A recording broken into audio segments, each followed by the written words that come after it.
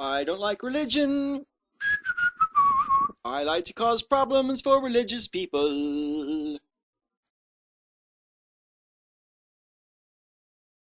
Don't worry, I got an idea.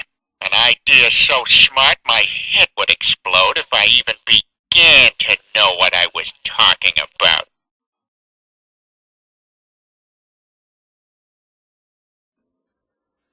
Well, yeah, see, Jerry, you're not the only grown man who still has dolls and can play with them in a video.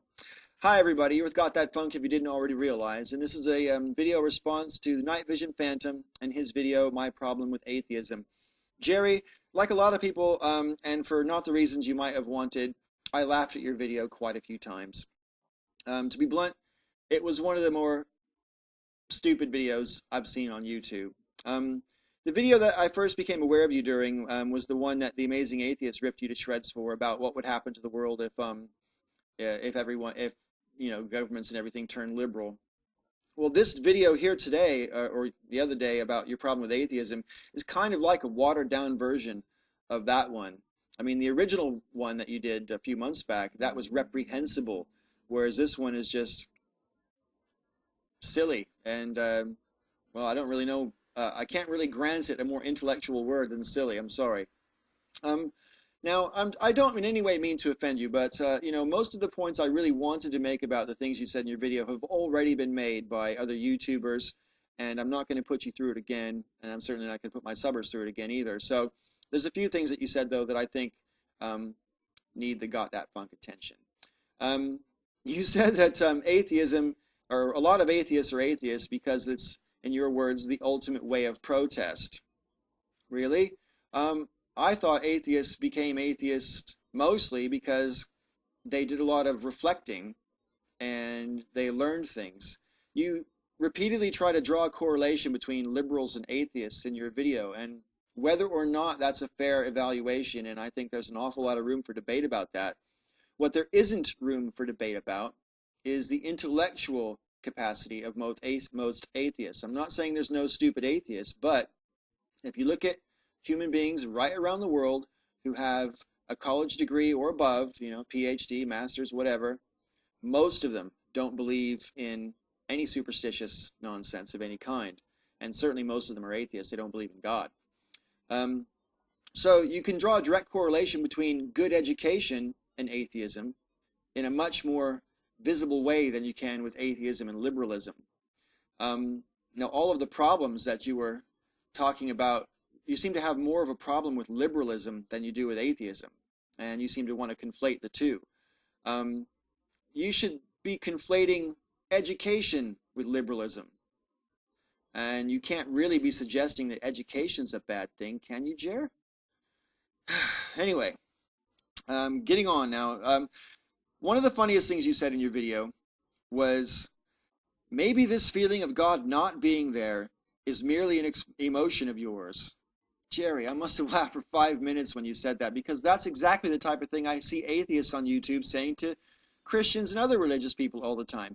Maybe your belief in God is nothing more than just an emotion that you feel. It fills up a hole in your thinking and a hole in your emotional needs. Now, before you say, oh no, Paul, I know my beliefs are right and stuff, consider this. How can you tell the difference between an emotion and a belief? What process up here discerns one from the other? Don't answer me, just give it some thought. One of the funniest things you said as well was, I'm going to quote you because this is fucking gold. If you're thinking for yourself, you're not really thinking for yourself because you're not able to think the way you want to every single time. You're going to inevitably make that bad decision. Well, I'm going to ignore all the syntactical errors, and it's just so funny when you said that. I guess you had a hard time articulating what you wanted to say, but this whole idea that thinking for yourself means you're inevitably going to make a bad decision from time to time.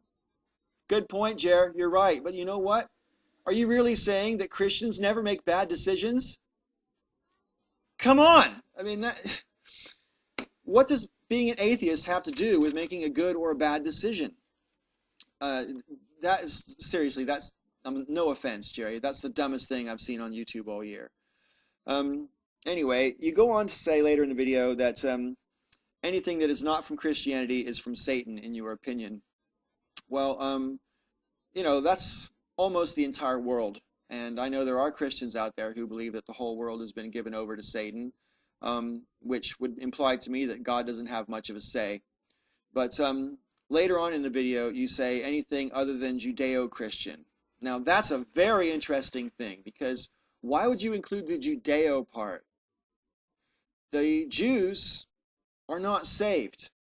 According to your dogma, Jerre, the Jews are going to hell. That's not my opinion. That's a doctrinal fact. And with that in mind, anything that is not from Christianity is from Satan. Well, the whole Old Testament is not from Christianity. And by that I mean it predates Jesus Christ. So therefore, it can't have anything to do with Christianity. So are you saying that the whole Old Testament is evil? I don't know. It kind of sounds like what you're saying. Anyway, my last point, and I really enjoyed this one, Jerre. You said most of the time sin is pleasurable. Well, I think that sin doesn't exist because I don't believe in God. But sin being pleasurable, the idea that pleasure is somehow something to be avoided is, or somehow takes you away from spirituality or the divine, is a recurring theme in almost every religion throughout the world. Certainly all the major religions, even Buddhism and Hinduism, practice some form of material renunciation and denial of pleasures of the senses. However, that doesn't necessarily make them right just because other religions agree with Christianity on this. You mock the idea that atheists have, that it's human nature to want to find pleasure. Jerre, I'd go further than that. It's not just human nature, it's animal nature. Do you have a dog or a cat? I'm quite sure they like being stroked. I'm sure they find pleasure in it. Does your cat, is she sinning or he sinning when you stroke it? Does your dog sin when you stroke it and he kicks his back leg? They're obviously enjoying it. Are they sinning? And if the dog or cat are not sinning when they're enjoying being stroked, why should you be sinning if you enjoy being stroked? It strikes me as an odd premise to think that satisfying the senses in whatever way is somehow meant to be sinful or against God.